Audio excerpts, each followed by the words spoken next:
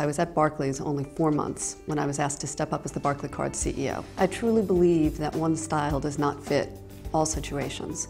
And we all read books and articles that will tell you great leaders do this.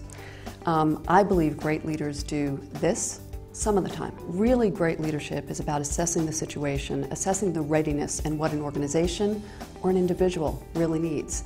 I believe that the leaders who will follow me will carry on that spirit of venture, will carry on with looking from the outside in, and the business will be even better than it is today.